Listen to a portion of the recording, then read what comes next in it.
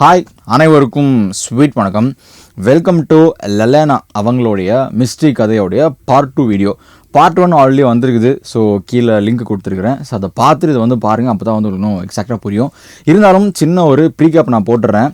லெலேனா அவங்களுடைய அம்மா வந்து மிஸ் ஆகுறாங்க அவங்களோட சின்ன வயசுலேயே. அதுக்கப்புறம் அவங்கள பற்றி நிறைய ரூமர்ஸ் போகுது. அவங்க வந்து ஓடி போயிட்டாங்க அவங்களோட காதலனோட. இன்ஃபேக்ட் அவங்க அப்பா இருந்துமே கூட. ஸோ அவங்க வந்து ஏமாற்றிட்டாங்க. குழந்தைங்க எல்லாத்தையும் வந்துட்டு அப்படியே தனியாக விட்டுட்டு தனக்கான ஒரு லைஃப்பை பார்த்துட்டு போயிட்டாங்கன்னு சொல்லிட்டு நிறைய ரூமர்ஸு. போலீஸுமே அவங்களுடைய இன்வெஸ்டிகேஷனில் ஓரளவுக்கு இதுதான் உண்மைன்னு சொல்கிறாங்க. ஸோ இப்படியே போயிட்டு இருக்கும்போது ஒரு மாதிரி அவங்க அம்மாவை வந்துட்டு ஃப்ரேம் பண்ணி வச்சுருக்கிற டைமில் ஒரு கட்டத்துக்கு அப்புறம் சில வருஷங்களுக்கு அப்புறம் லெலேனாக்கு ஒரு உண்மை தெரிய வருது அவங்களுடைய பாட்டி மூலமாக. அவங்க பாட்டி என்ன சொல்கிறாங்கன்னா, உங்கள் அம்மா வந்துட்டு ஓடி போகல, உங்கள் அம்மா வந்துட்டு இறந்துட்டாங்க, அதை பண்ணினது உன்னுடைய அப்பா தான்னு சொல்கிறாங்க. லெலேனாக்கு பயங்கரமான ஷாக்கு. பாட்டிக்கிட்ட திரும்ப திரும்ப கேட்குறாங்க, என்னது நீங்கள் சொன்னது என்ன எனக்கு புரியல, ஏன் என்கிட்ட யாருமே சொல்லலை, ஏன் அண்ணன் கூட சொல்லலையே, என்ன எப்படின்னு சொல்லிட்டு நிறைய கேள்விகள் வந்துட்டு வருது. இப்போ தான் கதையில் கொஞ்சம் நம்ம பின்னோக்கி நம்ம வந்துட்டு போனோம். நான் ஸ்டார்டிங்லேயே போன வீடியோவில் சொல்லியிருப்பேன், இந்த கப்புள் அதாவது பில்லும் லெலேனாவோட அம்மா இருக்கிறாங்க பார்த்தீங்களா, ஸோ மெர்லின். ஸோ 2 பேருமே வந்துட்டு லவ் பண்ணி மேரேஜ் பண்ணியிருந்தாலுமே, சந்தோஷமான ஒரு கப்பலாக வெளி உலகத்துக்கு தெரிஞ்சிருந்தாலுமே, வெளில போகிறது, அவுட்டிங் போகிறது, ஃபேமிலி ஃபங்க்ஷன்ஸ் அட்டன் பண்ணுறதுன்னு சொல்லிட்டு எல்லாமே வெளி உலகத்தை பொறுத்த வரைக்கும் நார்மலான சந்தோஷமான கப்பலாக தங்களை வந்துட்டு காட்டிக்கிட்டாலுமே உள்ளுக்குள்ளே அவங்களுக்குள்ள நிறையா பிரச்சனைகள் போயிட்டு வந்திருக்கு. அதுலேயும் குறிப்பாக பில் வந்து ரொம்ப லெலேனாவோட அம்மா வந்து டார்ச்சர் பண்ணியிருக்காப்புல, மெர்லினை வந்து ரொம்ப கொடுமைப்படுத்தியிருக்காப்புலன்னு சொல்லிட்டு கொஞ்சம் கொஞ்சமாக வந்து ரிவீல் ஆக ஆரம்பிக்குது. இதுதான் நடுவில் வந்து நான் ஸ்கிப் பண்ண அந்த பார்ட்டு. ஸோ குழந்தைங்கிட்டையுமே வந்துட்டு பில் வந்துட்டு ரொம்ப அதாவது அன்பா பாசமாக அப்பா பொண்ணு அப்பா பையன்ற மாதிரிலாம் இல்லாமல் கொஞ்சம் ஒரு மாதிரி ஸ்ட்ரிக்டாகவே இருந்திருக்காப்புல. ஸோ பில்லுக்கும் இவங்களுக்கும் வந்து லெலேனா அம்மாவுக்கும் வந்துட்டு ஒரு நல்ல ஒரு இது இல்லை, லவ் இல்லாமல் ஒரு மாதிரி இதாக தான் போயிட்டு இருந்துருக்குது. ஸோ இது ஆல்ரெடி இவங்களுக்கு தெரியும், நம்ம லெலேனாக்கு தெரியும். இருந்தாலும் வந்துட்டு அவங்களுக்கு கொஞ்சம் கொஞ்சம் இப்போ தான் ரிலீஸ் பண்ண ஆரம்பிக்கிறாங்க, நம்ம அம்மாவோட இறப்புக்கும் நம்ம அப்பாவுக்கும் வந்து சம்மந்தம் இருக்குது அப்படின்னு சொல்லிட்டு. ஸோ இதுக்கப்புறம் இன்னும் கொஞ்சம் ஃப்ளாஷ்பேக் முன்னாடி போனோம் அப்படின்னா, நான் சொன்னேன் இல்லைங்களா, முதல்ல இவங்க ஒரு இடத்துல இருந்தாங்க.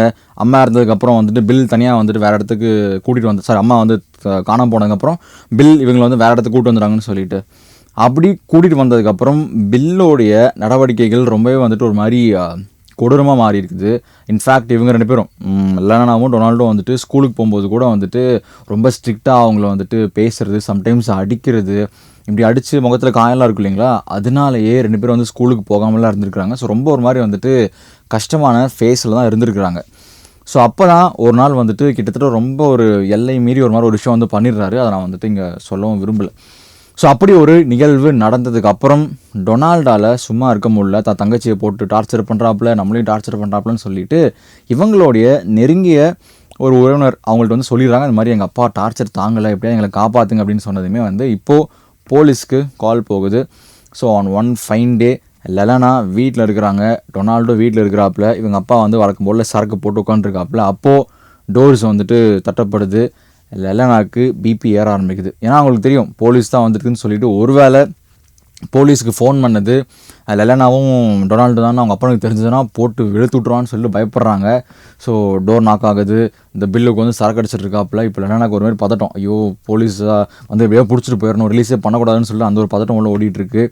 பார்த்துட்டு லெலேனா போய் திறக்க போகிறாங்க. அதுக்கு முன்னாடி வந்துட்டு பில்லே போய் திறக்கிறாரு. திறந்தா எதிர்பார்த்த மாதிரி போலீஸ் தான், அரெஸ்ட்டும் பண்ணிடுறாங்க. எதுக்கு அரெஸ்ட் பண்ணுறீங்கன்னு கேட்டதுக்கு, இந்த மாதிரி நீ வந்து உன்னுடைய குழந்தைங்களை வந்து டார்ச்சர் பண்ணுற போலன்னு சொல்லிட்டு அந்த மாதிரிலாம் சொன்னோன்னே லெலேனாக்கு ஒரே ஷாக்கு, ஒரே இது, ஐயோ சொல்லிட்டாங்களே நம்மள இருந்தாலும் என்ன பண்ணுவான்னு சொல்லிட்டு போகும்போது லெலேனாவை ஒரு பார்வை பார்த்துட்டு பில் வந்து போகிறாப்புல. ஸோ வந்து ஜெயிலுக்கு போயிடுறாப்புல. ஜெயிலுக்கு போனதுக்கு அப்புறம் தான் இப்போது கரண்ட் சினாரியோ, அதாவது டொனால்டும் லெலேனாவும் அவங்களுடைய பாட்டி கூட வளர ஆரம்பிக்கிறாங்க. ஸோ இதுக்கப்புறம் நடந்த சீன் தான் நான் அந்த காரில் வந்துட்டு போயிட்டு இருக்கும்போது அவங்க அப்பா தான் கொண்டாங்கன்ற சீன்லாம் வந்து அதுக்கப்புறமா தான் வந்து லெலேனாக்கு தெரிய வருது. ஸோ ஆனால் எதுக்குமே எவிடன்ஸ் இல்லை. இது போலீஸுக்குமே ஒரு வகையில் வந்துட்டு ஒரு டவுட் இருக்குது, அவங்க பண்ணியிருக்கலாமா அப்படின்னு சொல்லிட்டு. இருந்தாலுமே வந்து ப்ரூஃப் இல்லை, எவிடன்ஸே இல்லை, சும்மா நம்ம வந்து சொல்ல முடியாது இல்லையா. அப்போ இந்த பாட்டி மட்டும் எப்படி சொல்கிறாங்க, அவங்களும் சும்மா அனுமானத்தில் தான் சொல்கிறாங்க, உங்கள் அப்பா தான் பண்ணியிருக்கணும், தெரியும் இல்லை உங்கள் அப்பா எப்படி இருந்தான்னு சொல்லிட்டு, சைக்கோன்னு சொல்லிட்டு அந்த மாதிரி அவங்களும் ஒரு அனுமானத்தில் தான் சொல்கிறாங்க. அப்படி இருக்கும்போது லெலனா அவங்களோட அந்த வயசுலேயே ஏதாவது ப்ரூஃப் கிடைக்குமா, நம்ம ப்ரூவ் பண்ண முடியுமான்னு சொல்லிட்டு ட்ரை பண்ணுறாங்க. ஆனால் அவங்களுக்கு எந்த வித ஒரு ப்ரூஃபும் இந்த மாதிரி அவங்க அப்போ தான் போட்டு சொல்லியிருப்பான்னு சொல்லிட்டு எந்த ஒரு இதுவுமே வந்து கிடைக்கல. நிறையா விதத்தில் ட்ரை பண்ணுறாங்க, ஒன்றுமே வந்து நடக்கலை. ஃபைனலாக அப்படி இயர்ஸ் ஓட ஆரம்பிக்குது. 2000 வந்துடுறோம். இப்போ கிட்டத்தட்ட ஒரு 19 வருஷம் லேட்டர் ஓடிடுது. இப்போது என்ன ஆகுதுன்னா, நம்ம ஆளுக்கு லெலனாக்கு வந்துட்டு ஒரு மாதிரி உள்ளுக்குள்ளே இன்னும் அந்த இல்லை எங்கள் அம்மா வந்து தப்பு பண்ணியிருக்க மாட்டாங்க, அவங்க வந்து அப்படி ஏமாற்றிட்டு போயிருக்க மாட்டாங்க அப்படின்னு சொல்லிட்டு ஒரு விஷயம் உள்ளே இருந்து கூடவே இப்போ இவங்க அப்பா வேறு காரம்னு சொல்லிட்டு இவங்க பாட்டி சொன்னாங்க இல்லையா, அதனால் என்ன பண்ணுறாங்கன்னா, சரி நம்ம ஒன்று பார்த்தரலாம், உண்டு ஒன்று பண்ணிடலான்னு சொல்லிட்டு இந்த கேஸை இன்வெஸ்டிகேட் பண்ண இந்த போலீஸ் ஆஃபீஸர்ஸு அப்புறம் டிடெக்டிவ்ஸ்லாம் இருப்பாங்க இல்லையா, அவங்கள்ட்ட போய் பேசுகிறாங்க. அவங்களும் சில விஷயங்கள்லாம் சொல்கிறாங்க. அதன் அடிப்படையில் ஃபைனலாக என்ன பண்ணுறாங்கன்னா, அந்த கேஸ் வந்து டெம்பரரியாக க்ளோஸ் பண்ணி வச்சாங்க இல்லையா அந்த காலகட்டத்தில், அந்த ஃபைல் எடுத்து பார்க்கலாம், என்ன தான் போட்டிருக்கு, என்ன கண்டுபிடிச்சிருக்காங்கன்னு பார்க்கலாமேன்னு சொல்லிட்டு போய் பார்க்குறாங்க. அந்த போலீஸ் கேட்டு அந்த ஃபைலையும் வாங்குறாங்க. அந்த கேஸை பற்றின அந்த அட்டாச்மெண்ட்ஸ் எல்லாம் இருந்துச்சு அப்படின்னா அவங்க டீட்டெயில்ஸு, எப்போ இருந்தாங்க, என்னாச்சு, என்ன சஸ்பெக்ட்ஸ் எல்லாமே போட்டிருக்கு. அது கூட வந்து அவங்க அம்மாவுடைய டைரி அதுவும் வந்து அங்கே இருக்குது. நான் ஸ்டார்டிங்கில் சொன்னேன் இல்லைங்களா, டைரி ஒன்று எடுத்தாங்கன்னு சொல்லிட்டு. ஸோ அந்த டைரி எடுக்குது. அந்த டைரியை எடுத்து லெலனா படிக்க ஆரம்பிக்கிறாங்க. படிக்கும்போது தான் ஒரு பயங்கரமான ஷாக்கிங் ஒரு ரெவலேஷன் வந்து ஒன்று ஏற்படுது. டைரியில் அவங்க அம்மா மார்லின் என்ன எழுதியிருக்கிறாங்க அப்படின்னா, ஒரு ஒரு சும்மா ஒரு சென்டென்ஸ் எழுதியிருக்கிறாங்க. அது வந்து பெருசாக அப்போ யாருமே நோட் பண்ணி அதை வந்து பார்க்கல.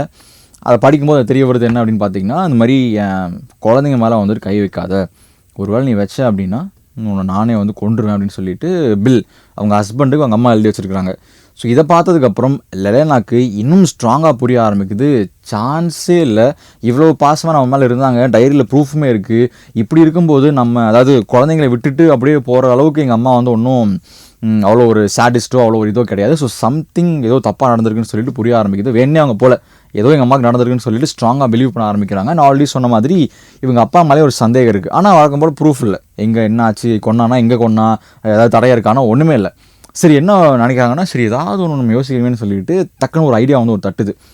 உடனே என்ன பண்ணுறாங்கன்னா, பில்லோடைய அப்பா, அதாவது லெலனாவுடைய தாத்தா, அவர்கிட்ட போயிட்டு இந்த மாதிரி வந்துட்டு, தாத்தா இந்த மாதிரி எனக்கு வந்து டவுட்டாக இருக்குது, உங்கள் பையன் அதாவது எங்கள் அப்பா தான் வந்துட்டு எங்கள் அம்மா வந்து கொண்டிருக்கான்னு சொல்லிட்டு ஒரு டவுட்டாக இருக்குது, நான் என்ன பண்ணுறதுனே தெரியல, நீங்கள் தான் ஹெல்ப் பண்ணணும்னு சொன்னோன்னே அவங்க தாத்தா வந்து சரிம்மா நான் அவனுக்கு ஹெல்ப் பண்ணுறேன், ஒரு வேளை என் மகன் தான் வந்து கொண்டிருக்கான் அப்படின்னா கண்டிப்பாக அவனுக்கு தண்டனை கிடச்சி ஆகணும்னு சொல்லிட்டு சொல்கிறாப்புல.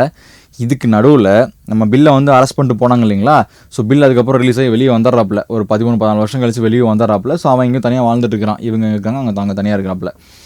ஸோ இப்போது ஃபோன் கால் வந்து போகுது. பில்லுடைய அப்பா பில்லுக்கு வந்து கால் பண்ணுறாங்க. கால் பண்ணி இந்த மாதிரி, டேய் உன் பொண்ணு எனக்கு வந்து கால் பண்ணுறாடா, கால் பண்ணி இவங்க மர்லினை நீ தான் கொன்னேன்னு சொல்லிட்டு என்கிட்ட வந்து கேட்குறா, ஏன்னா நீயே கொன்னேடா, அப்படி நீ தான் வந்து கொலை பண்ணியான்னு சொல்லிட்டு அப்பா அதாவது தாத்தா வந்துட்டு இவங்க பில்லுக்கிட்ட வந்து கேட்குறாப்புல. ஸோ அதுக்கு பில்லு சொல்கிறான், நான்லாம் அவனுக்கு கொல்லி, யார் சொன்னா, அவள் ஏதாவது லூசு பிடிச்சிருக்கோம், அவள் பாட்டு உளறிட்டு இருப்பா, அதெல்லாம் நீ கேட்பியா அப்படின்னு சொல்லிட்டு சொல்கிறாப்புல. இருந்தாலும் இவங்க தாத்தா வந்து கேட்குறாப்புல, இல்லை சொல்கிறா, உனக்கு ஆல்ரெடி பிரச்சனையாக தான் போயிட்டு இருந்தது, அது மாதிரி கடுப்பாக தான் நீ இருந்த, ஸோ அப்போ நீ தான் பண்ணியிருப்ப எனக்கு தெரியும், சரி நீ வந்து எங்கே கொன்ன எப்படி கொண்டாலும் கூட சொல்ல வேணாம், அவங்களோட பாடி எங்கே இருக்குன்னு சொல்லு, அதுவாவது சொல்லு, பாவம் அந்த புள்ள வந்து அவங்க அம்மாவை வந்துட்டு இந்த மாதிரி கடைசி காரியெல்லாம் பண்ணணும்னு சொல்லிட்டு சொல்கிறாப்புல.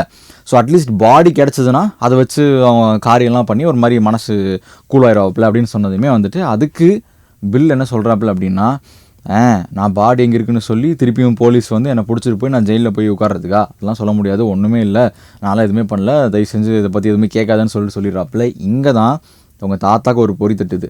சரி இவன் ஏதோ வந்தான் பண்ணியிருக்கான் அப்படின்னு சொல்லிட்டு போட்டு வாங்குறாப்புல இன்னுமே.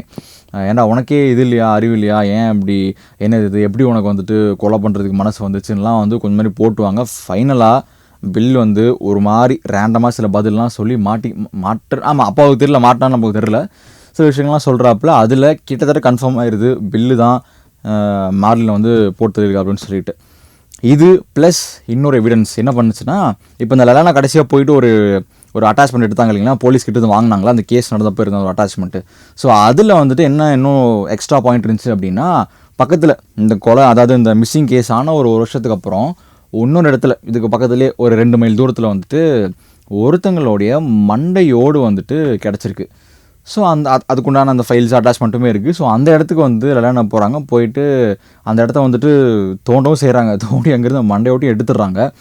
எடுத்துட்டு அதை வச்சு நம்ம வந்துட்டு இந்த டிஎன்ஏ டெஸ்ட்டு வந்து பண்ணி பார்த்தோம் அப்படின்னா நமக்கு வந்து தெரிஞ்சிடும் இல்லையா, இது எங்கள் அம்மாவோட இதுதானா அப்படின்னு சொல்லிட்டு தெரிஞ்சிடும்ல அப்படின்னு சொல்லிட்டு ட்ரை பண்ணுறாங்க. அதுக்கப்புறம் வித் எக்ஸிஸ்டிங் ரிப்போர்ட்ஸு அதெல்லாம் வச்சு பார்க்கும்போது எஸ் மேட்ச் ஆயிருக்கு. ஏன்னா இது ஏன்டா அப்போவே பண்ணலன்னு கேட்டிங்கன்னா, அந்த காலகட்டத்தில் 1980s பெருசாக அந்த டிஎன்ஏ டெஸ்ட்லாம் வந்துட்டு பெருசாக வளரல. ஸோ அதனால் அதெல்லாம் பண்ணல.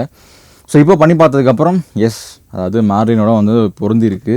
ஸோ இது தெரிஞ்சதுமே வந்து லெலனா பயங்கரமாக உடஞ்சி போயிடுறாங்க. கிட்டத்தட்ட ஆல்மோஸ்ட் எவிடன்ஸ் இருக்குது இவன் தான் சொல்லிட்டு, எப்படி பண்ணான்றது மட்டும் தான் இன்னும் நமக்கு தெரியலன்றதுனால போலீஸ் வந்துட்டு இதை வச்சுட்டு போயிட்டு பில்லை வந்து அரெஸ்ட் பண்ணிடுறாங்க. பண்ணிவிட்டு போட்டு 4 சாத்தி சொல்கிறான், நீ தானே கொலை பண்ணேன்னு சொன்னேன். அடி தாங்க முடியாமல் பில்லு வந்து ஒத்துக்கிறான். ஆமையா நான் தான் கொலை பண்ணேன் அப்படின்னு சொன்னோன்னா, சரி என்ன ஆச்சு சொல்லுன்னு சொல்கிறாங்க. இப்போ நம்ம ஃப்ளாஷ்பேக் போவோமே. ஸோ October 13th, ஸோ அந்த 12th ஃபைன் அந்த அன்றைக்கி நைட்டு வந்து என்ன ஆயிருக்கு ஆக்சுவலாக அப்படின்னு பார்த்தீங்கன்னா, இவங்க பசங்களாம் தூங்கிட்டு இருந்துருக்குறாங்க. பில் வந்துட்டு ஒவ்வொரு டைம் ரொம்ப வந்து ஒரு மாதிரி குடிகாரனாகி பசங்களை டார்ச்சர் பண்ணுறது, பொண்டாட்டியை போட்டு டார்ச்சர் பண்ணுறது, அண்ட் அந்த கிளென் ஒருத்தர் வந்தா பிள்ளைங்களாம் கூட ஹெல்ப் பண்ணுறதுக்கு அவர் கூட இவனே தான் பொண்டாட்டியை நீ போய் பழகுன்னு சொல்லிட்டு ஒரு மாதிரி சாடிஸ்ட் மாதிரி என்னமோ பண்ணியிருக்கிறான். ஸோ இந்த டார்ச்சர்லாம் தாங்க முடியாமல் தான் வந்துட்டு மார்லின் என்ன பண்ணியிருக்கிறாங்க, ஐயோ இவங்க கூட இருந்தது போதும், நான் என் குழந்தைய கூட்டிகிட்டு போகிறேன்னு சொல்லிட்டு கோவமாக வந்துட்டு வேறு யாரோ பார்க்குறது கார்கிட்ட போயிருக்கிறாங்க. ஸோ அப்படி போகும்போது பில் தான் கன் எடுத்து அந்த காருக்குள்ளேயே மர்லினை வந்துட்டு தலையில் வந்து சுட்டுறான். சுட்டது மட்டும் இல்லாமல் உஷார் பத்திரி என்ன பண்ணியிருக்கான் அப்படின்னா, அந்த காலத்தில் பல்லெல்லாம் வச்சு ஒரு மாதிரி டெஸ்ட் பண்ணி கண்டுபிடிக்கிறான்னு சம்திங் ஏதோ இருந்திருக்கு போல். பேசிக்காக பல்ல வச்சு இவங்க தான் இறந்தாங்கன்னா இவங்களை வச்சு கண்டுபிடிக்கலான்ற மாதிரி சம்திங் ஏதோ இருந்திருக்கு போல். ஸோ என்ன பண்ணியிருக்கான், இவங்களுடைய அந்த தாடை அப்படியே உடச்சி கிட்டத்தட்ட பல் எல்லாத்தையும் வந்துட்டு ஒரு மாதிரி கவர் பண்ணி, அதாவது அந்த போலீஸ் கிடைக்கணும் அந்த பாடியை டிஸ்போஸ் பண்ணுற மாதிரி ப்ராப்பராக ஒரு மாதிரி பண்ணி காரோட மர்லின் வந்து உள்ளே இருக்கிறாங்க. அந்த காரோடையே அப்படியே வந்துட்டு தண்ணிக்குள்ளே வந்து இறக்கிடுறாப்புல. இப்போ இந்த பாபநாசம் படத்தில் ஒரு குளத்தில் இருக்கும் அப்படி இல்லைங்களா, ஸோ அந்த மாதிரி வந்து ஒரு ரிவரில் வந்து இறக்கி விட்றாப்புல. அதுக்கப்புறம் அது கண்டே பிடிக்கப்படல, ரிவரில் போயிடுச்சு, எங்கே போச்சுன்னே தெரில. ஸோ இவ்வளோ நாள் போலீஸால் ஏன் இதை வந்துட்டு கண்டுபிடிக்க முடியல அப்படின்னா, இந்த சம்பவமே வந்து அவன் ஒரு காருக்குள்ளே பண்ணி முடிச்சுட்டு அந்த காரையும் டிஸ்போஸ் பண்ணிடுறான். ஸோ அதனால் கொலை நடந்ததுக்கான எவிடன்ஸு இல்லை அந்த இடத்துலேருந்து சிதறப்பட்ட சில விஷயங்கள் எதுவுமே போலீஸ் கிடைக்கல. என்ன மைண்ட் செட் இருந்தான்னு தெரியல. அந்த மண்டையோட சுட்டான்னு சொன்ன இல்லைங்களா, அதை மட்டும் பக்கத்தில் ஏதோ ட்ரைனேஜில் போட்டுறான். என்ன மைண்ட் செட் இருந்தான்னு தெரியல. ஸோ அது எங்கேயோ போய் மாட்டி எங்கேயோ போய் சிக்கி அங்கே மாட்டிருக்கு. ஸோ அதில் தான் ஃபைனலாக இப்போ கன்ஃபார்ம் ஆகி பிடிச்சிருக்கிறாங்க. ஸோ இதுதான் லெலனா அவங்க அம்மாவுடைய கதை. ஸோ எனக்கு ஒரு மாதிரி நான் மாதிரி என்ன சொல்கிறது, இதுக்கு முன்னாடி கேட்ட கதைகள் இது வந்து ஒன் ஆஃப் த ஒரு நல்லன்னு சொல்லக்கூடாது, ஏன்னா அது ஒரு உயிர் இழந்திருக்கு. பட் இருந்தாலுமே வந்துட்டு கதையாக நம்ம வந்து பார்க்கும்போது ஒரு மாதிரி எனக்கு இன்ட்ரெஸ்டிங்காக பட்டுச்சு. So this is done. So மீண்டும் வேறு ஒரு மிஸ்ட்ரி கதையில் உங்களுக்கு சந்திக்கிறேன். தேங்க்யூ, பாய்.